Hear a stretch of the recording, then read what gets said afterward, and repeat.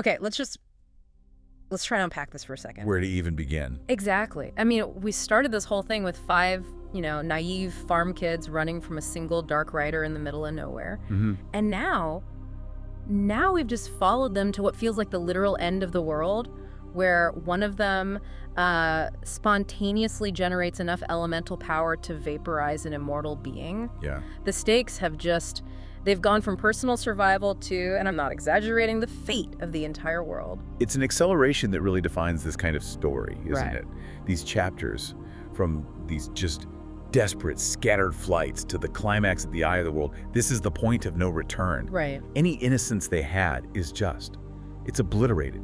And the cosmic scale of the conflict, the prophecies, it's all real now. We are leaving the quiet village story far, far behind and stepping into the Age of Legends. Well, that's exactly it. Our source material for this deep dive is focusing really intensely on chapters 41 through 45. It's this crucial, just relentless journey. Relentless is the word. So our mission today is to follow this fractured group as they finally converge in the great city of Caemlyn, and then how they're forced to make this truly impossible choice. A terrible choice. To travel through a terrifying, corrupted, dimensional shortcut called the Ways. And then we're going to break down that ultimate confrontation at the Eye of the World, where Rand al'Thor reveals this horrifying but also kind of spectacular power that saves them. But may ultimately destroy him. Exactly. And for you, the listener, it's so important to understand not just the frantic mechanics of this chase, but the profound emotional and really spiritual cost it takes from them. Yes. The corrosive influence of the shadow is no longer just some external threat chasing them. It's actively weaving itself into their lives, into their minds, threatening to unravel them from within. This is where the story gets really interesting. So when we last left our Two Rivers folk, they were scattered to the winds. Total chaos after Shader Logoth. Total chaos. But the overarching pressure on them is just immense, and it's driven by this singular, terrifying knowledge. The Shadow is looking for 3 specific boys. The Tavern. Rand, Mat, and Perrin. Precisely.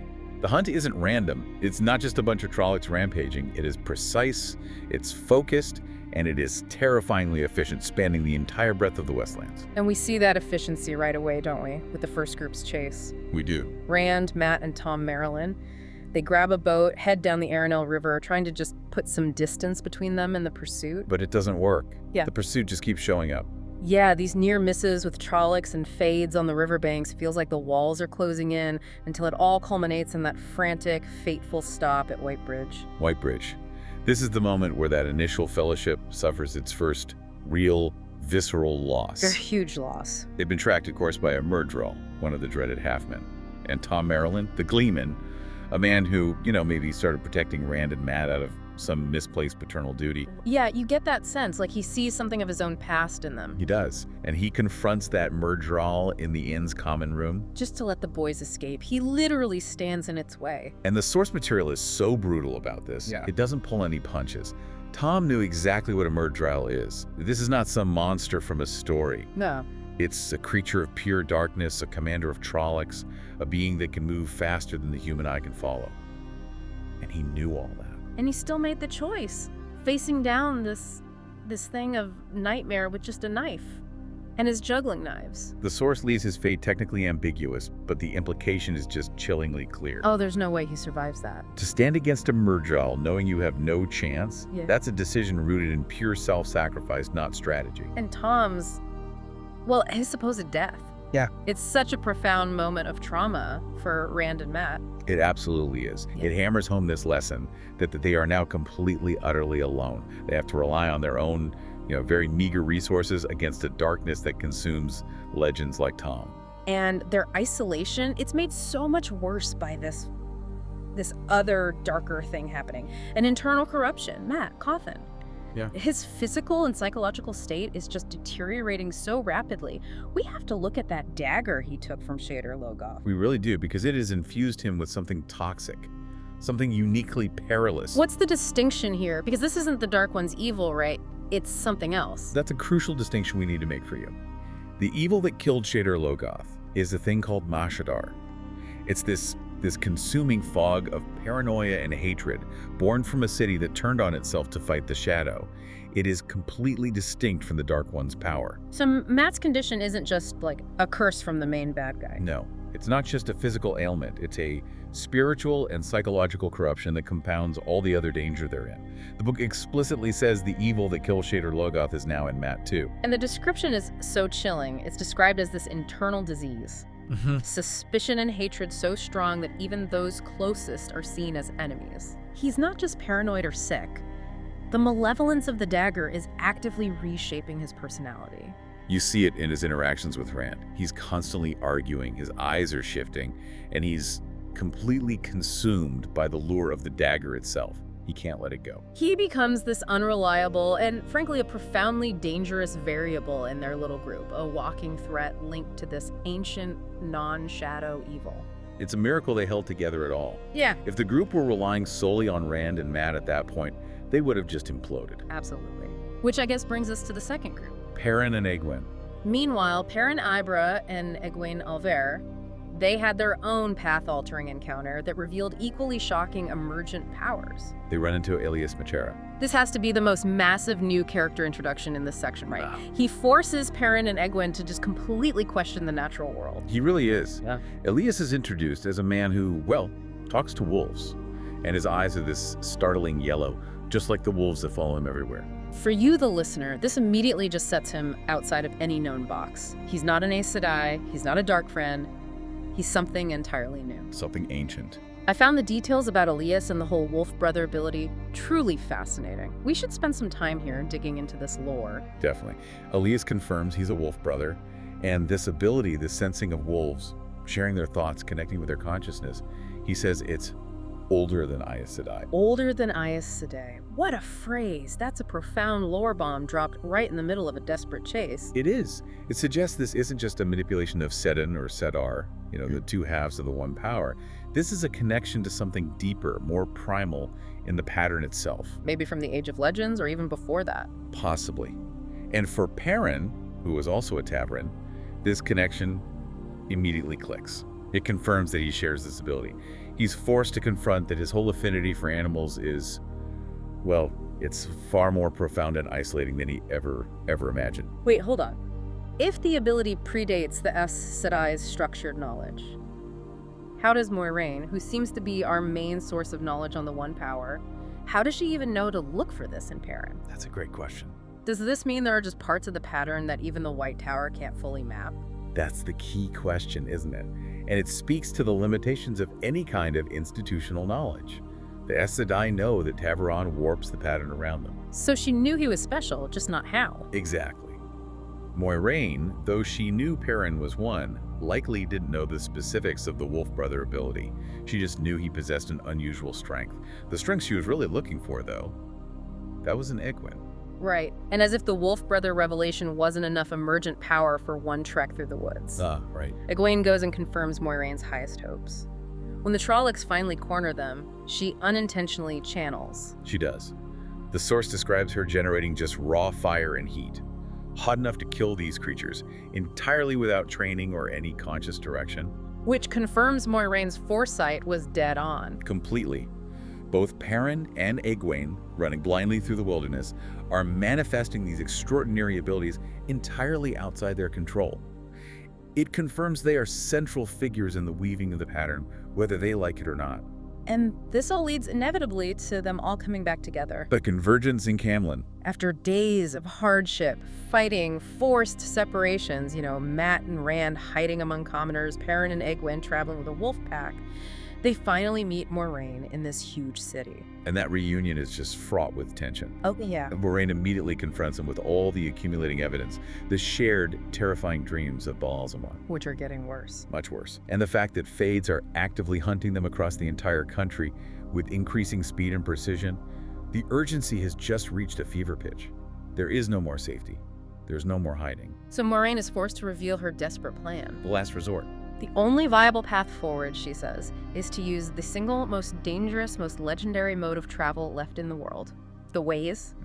They have to go to the Eye of the World to face the shadow directly, and for that, they need a guide, an Ogier, The fact that Moiraine chooses to go into a domain that even her warder, Lan, who fears nothing, openly fears, Right. that just shows you how desperate the situation is. And to do this, we get introduced to a creature straight out of lore, Loial, son of Arndt. His gentle, massive presence is just such a shock to the Two Rivers folk. Well, of course. They thought Ogier were just things from children's tales, the legendary builders from the Age of Legends. And Loial is immediately established as this keeper of ancient knowledge.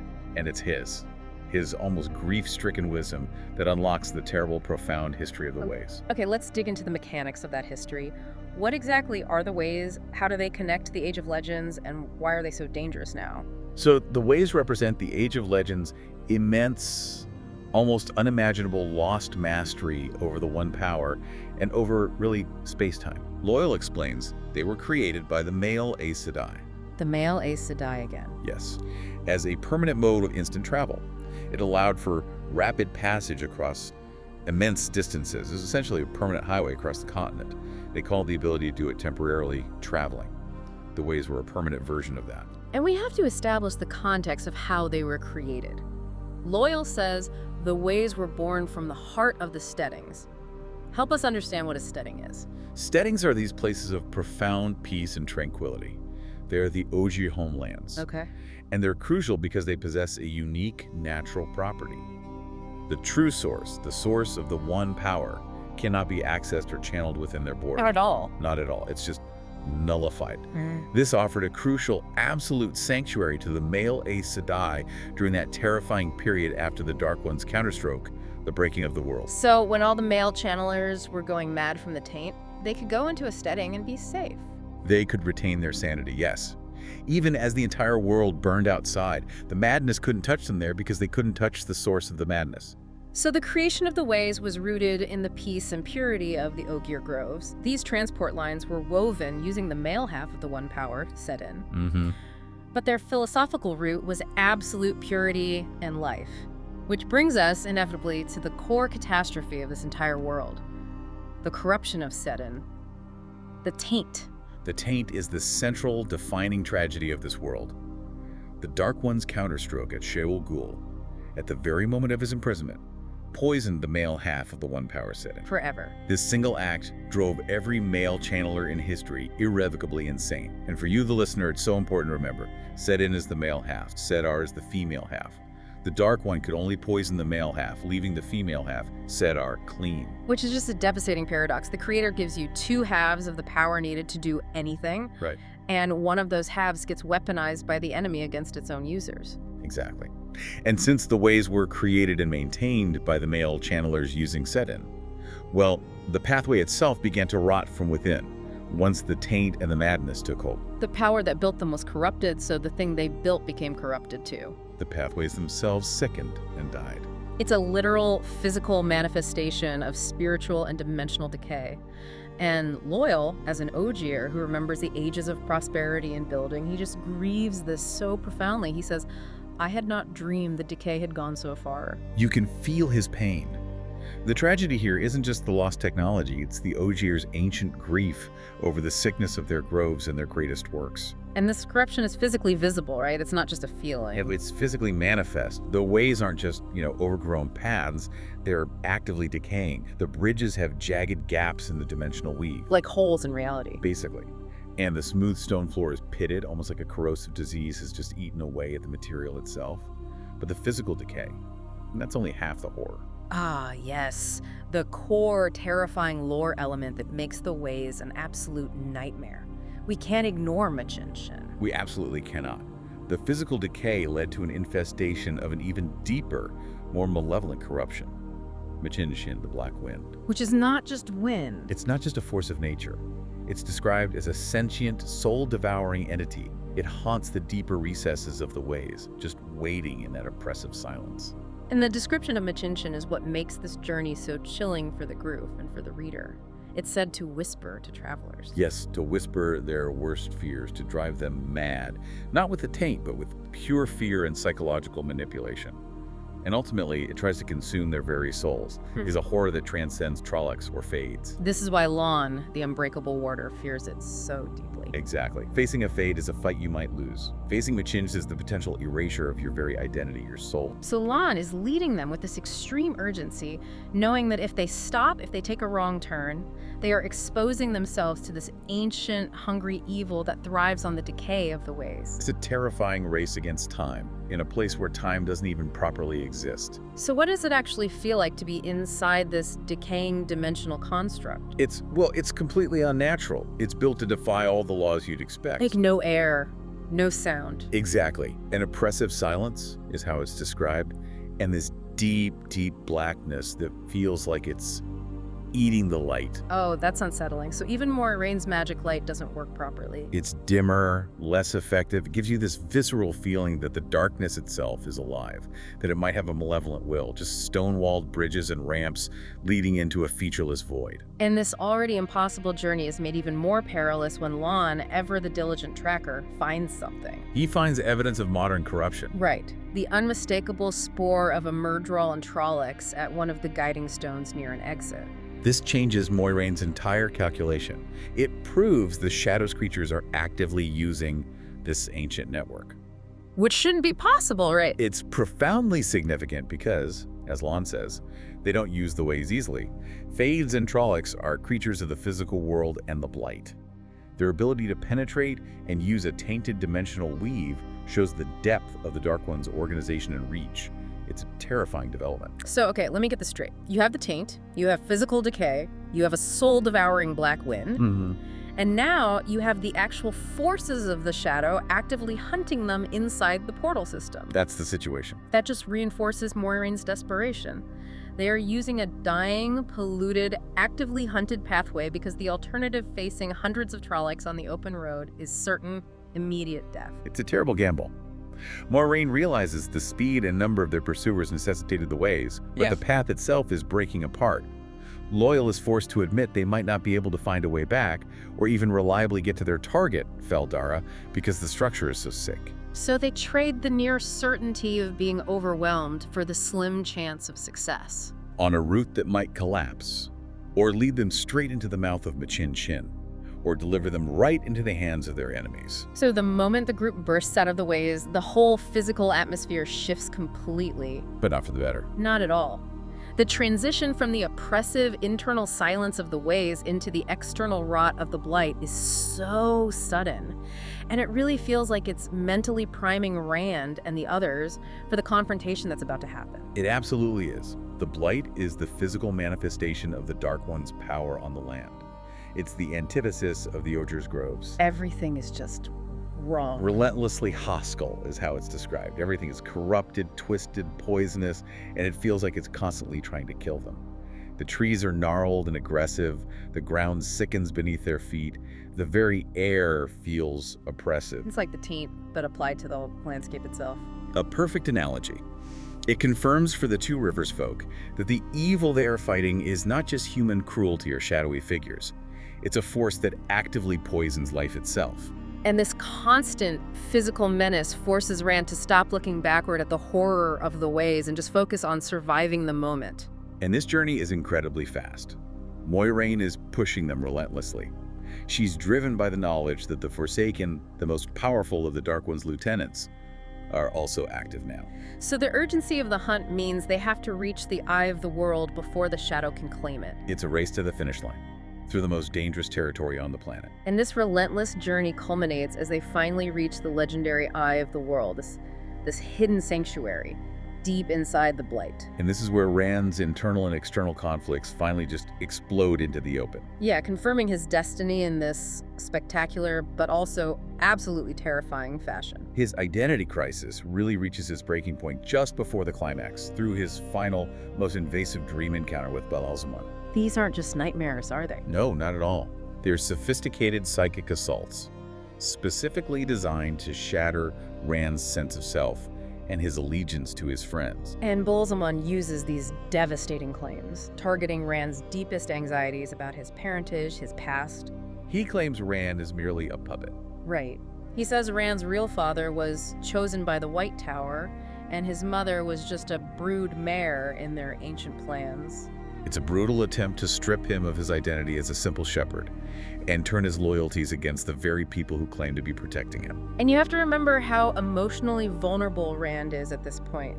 He already suspects he's not Tam's biological son. Exactly. Balsamon takes that suspicion and twists it into this monstrous, elaborate conspiracy theory. It forces Rand to internalize the idea that his entire life may have been manipulated for millennia. It's pure psychological warfare. And then he goes further. He attempts to shatter one of the most fundamental tenets of their entire world's belief system. When Rand tries to dismiss him, Yes, Rand falls back on what everyone believes, that the Dark One is bound in Sheol Ghul, and Balsamon fiercely rejects this claim. He roars, "Fool, I have never been bound." which is a staggering revelation for you to process as the listener. It contradicts centuries of accepted doctrine taught by the White Tower, confirmed by prophecies. It suggests the Dark One is an ever-present, active force in the world, not just some distant, chained threat waiting for a single moment of release. It eliminates any sense of containment, any sense of safety. There is no safe place and no safe time. And Balsamon promises Rand unimaginable power if he just kneels. But Rand holds on. He denies the dream, even as he walks into the physical confrontation at the Eye. The physical confrontation. It takes place at the Eye of the World itself, a secret sanctuary protected by the last surviving Nym. The Green Man. The Green Man, a magnificent creation. A man's shape woven of vines and leaves, the last of a race of ancient guardians, waiting for the one moment he is needed. And his protection is immediately challenged. Immediately. By the sudden, terrifying appearance of two of the Forsaken. Agenor and Balthamel, the 13 most powerful channelers from the Age of Legends, freed by the Dark One. This is the moment the scale of the threat goes from local to truly cosmic. And the scale of the power on display here is terrifyingly fast. The Green Man, realizing the Forsaken have found the Eye and its contents, makes his final stand. He sacrifices himself. Entirely. He sacrifices himself to destroy Balthamel, ripping the Forsaken apart with his very being. Though Balthamel takes the Green Man with him in his final throes. It's an immediate tragic loss of one of the world's most ancient, gentle protectors. A piece of the past, gone forever. But the truly earth-shattering moment, the one that defines Rand's entire future, belongs to him. Yes. Facing the other Forsaken, Agenor, who is trying to channel these immense amounts of the One Power, Rand instinctively, subconsciously draws Sedin. And not just a little bit of Sedin. No. He draws so much of the One Power so instantaneously that he unleashes elemental destruction on a scale that's just unprecedented. He shatters the mountains around them. He overwhelms the advancing Trolloc army with a massive wave of earth. This is a power born not of training, but of pure, desperate instinct. And then comes the final act. The final pure blast, focused through the heron-marked sword he inherited from Tam.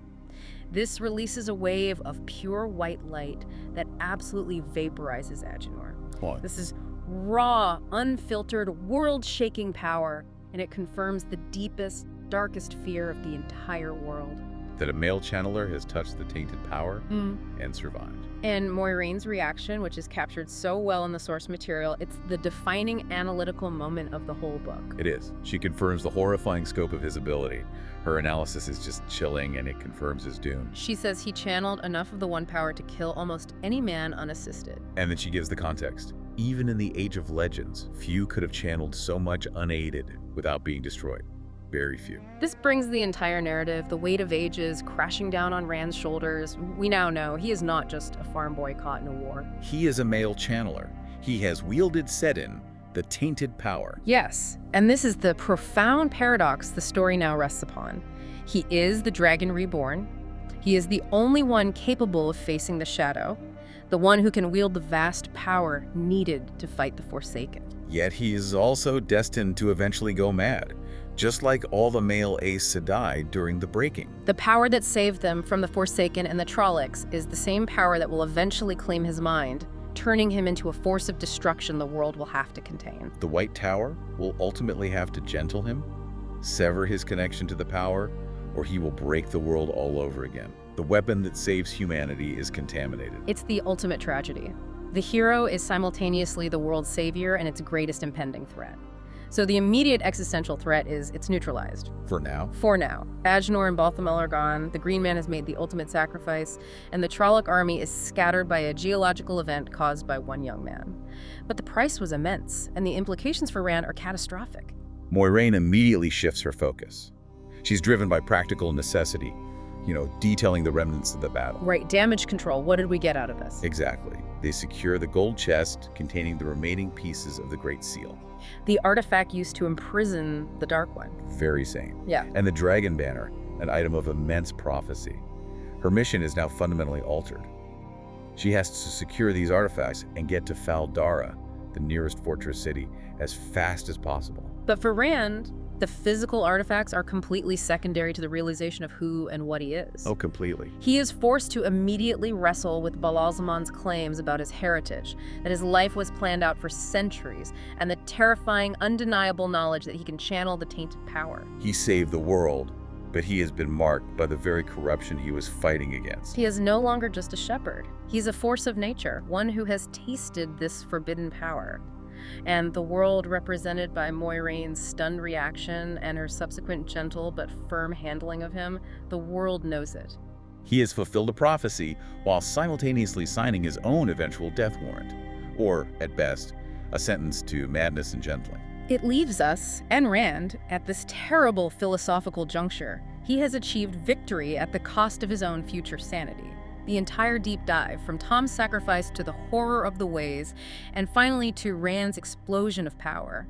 It all shows us that the battle against the Shadow requires every ounce of effort, every sacrifice. And sometimes, the use of weapons that are fundamentally tainted themselves. This paradox, the necessity of using a corrupted power to fight ultimate evil, that's going to drive the rest of the story, isn't it? It is. The wheel has turned, and Rand has taken the first terrifying step on the path of the Dragon Reborn. But the weaving is still tragic, which I think leaves you to mull and explore one final thought. Okay. If Rand is the Dragon Reborn, the taint is waiting to claim him. Can a madman truly save the world?